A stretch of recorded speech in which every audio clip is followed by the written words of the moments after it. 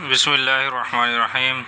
انجیر کا درخت، جب حضرت آدم علیہ السلام نے غلطی کی تو ان کو جنت سے نکالا گیا، تو وہ برہنہ تھے، تو انہوں نے سب درختوں سے، جنت کے درختوں سے پتے مانگے مگر کسی نے پتے نہ دیے۔ تو پھر چلتے چلتے آدم علیہ السلام کو انجیر کے درخت نظر آئے، وہیں کھڑے ہو گئے، اور ایک درخت سے حضرت آدم علیہ السلام نے اپنا ستر ڈھانکنے کے لیے پتے مانگے اور اسے خدا کا واسطہ دیا۔ چنانچہ انجیر کا درخت آپ کی طرف مخاطب ہوا اور اس نے کہا کہ اے آدم علیہ السلام، اللہ کے لیے آپ کو اتنے پتے دے سکتا ہوں کہ آپ اس سے 70 ڈھانک لیں۔ پس آدم علیہ السلام نے اس کے پتوں کی طرف ہاتھ بڑھایا، اور چونکہ انجیر کے درخت کو امداد آدم علیہ السلام کا حکم ہو ہی چکا تھا، اس لیے انجیر کے درخت نے اپنی ٹہنیاں نیچے جھکا دیں۔ پس آدم علیہ السلام نے اس میں سے 8 پتے توڑے، 3 اپنے لیے اور 5 حوا کے لیے، جن سے آدم و حوا نے اپنا 70 ڈھانک لیا، اور انہی پتوں کے حساب سے اللہ تعالیٰ نے عورت و مرد کے کفن کے لیے 3 اور 5 کپڑے مقرر فرما دیے کہ عورت کے 5 اور مرد کے 3۔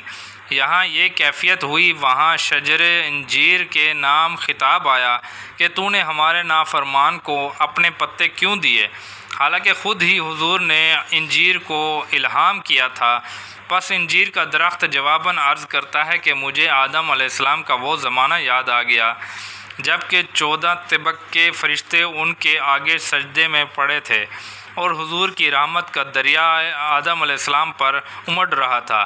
نیز میں یہ بھی خوب سمجھتا ہوں کہ یہ آدم علیہ السلام کی ذلت بالکل عارضی اور تھوڑے دنوں کے لیے ہے، آخر میں پھر یہی اس جنت کے مالک ہوں گے، کیونکہ اللہ کسی کی محنت کو ضائع نہیں کرتا۔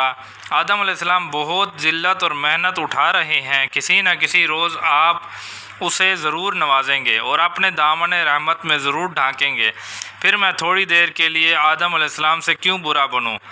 یہ کلمات سن کر انجیر کے درخت کے نام حکم آیا کہ تو نے صحیح کہا اور تو نے ٹھیک کیا، یعنی کہ اللہ تعالیٰ راضی ہو گئے۔